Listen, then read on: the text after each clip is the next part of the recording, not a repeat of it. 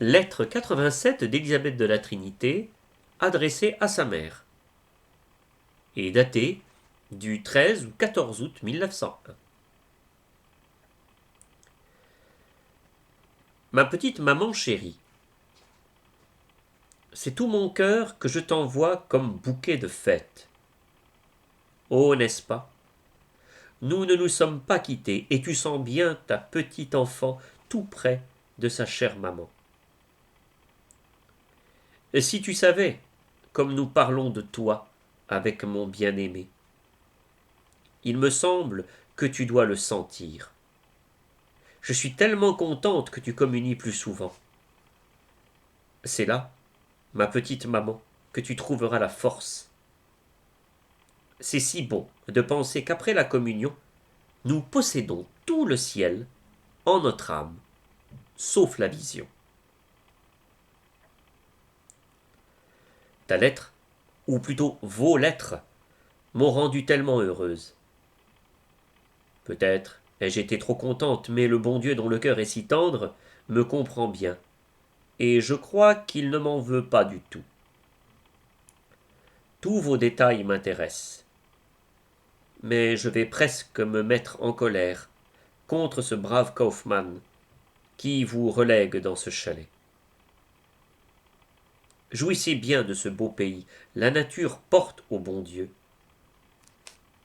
J'aimais tant ces montagnes, elles me parlaient de lui. Mais voyez-vous, mes chéris, les horizons du Carmel sont encore bien plus beaux. C'est l'infini.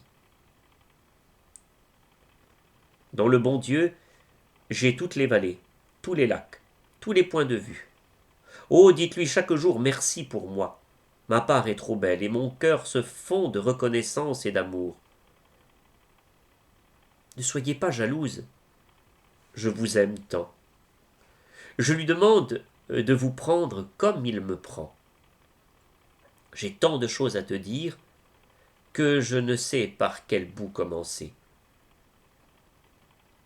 Lundi soir, pendant la récréation, notre mère est arrivée, sans être annoncée. Tu vois ce coup de théâtre?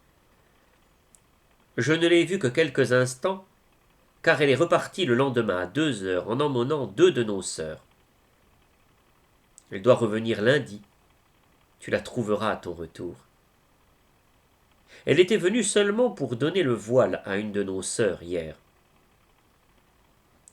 Vois-tu cette petite jalousie? J'ai été toute contente que ce soit pas mère sous-prieure qui fasse la cérémonie, car je veux être sa première. Elle est si bonne, je l'aime tant. Nous parlons de vous ensemble. Tu peux être tranquille, je t'assure qu'elle me soigne. Ce matin, pour mon premier jeûne, on m'a fait prendre quelque chose, ce que, bien sûr, je n'aurais pas fait si je n'avais pas été ici. Ce matin, ma bonne petite mère m'a permis d'aller à l'oraison. Je me suis donc levé au premier réveil, à 5 heures moins un quart. J'avais peur de n'être pas prête en un quart d'heure. Et tu penses si j'étais contente lorsqu'en arrivant au chœur, j'ai vu que j'étais la première. Je suis la petite femme de chambre de Jésus. Tous les matins avant la messe, je fais le chœur. Aujourd'hui, j'ai orné un petit autel de la Vierge qui est à l'avant-chœur, et pendant que je mettais des fleurs aux pieds de cette bonne mère du ciel, je lui ai parlé de toi. Je lui ai demandé de recueillir toutes ces fleurs, d'en faire un beau bouquet, et de te l'apporter de la part de Tazabeth. Comme terrible épreuve, il a fallu composer des couplets pour la prise de voile, et j'ai dû les chanter hier soir à la récréation. Je tremblais. Ce qui est ridicule, car nos sœurs sont tellement charitables qu'elles ont trouvé mon œuvre très réussie. Marie-Louise, qui aime tant me voir rougir, aurait des occasions de voir ma timidité à l'épreuve. Mère sous-prieure permet que je t'envoie mes couplets, cela vous amusera. Adieu, maman chérie, je pense que tu seras contente de cette grande lettre. Pour finir, je dors comme une bienheureuse, mon appétit est excellent, la nourriture est très rafraîchissante et convient à mon tempérament. Ô ma petite mère, que je suis heureuse. Merci encore de m'avoir donné au bon Dieu. Je te serre sur mon cœur et je t'embrasse près du bon Dieu qui sourit en nous voyant. Ta Zabeth.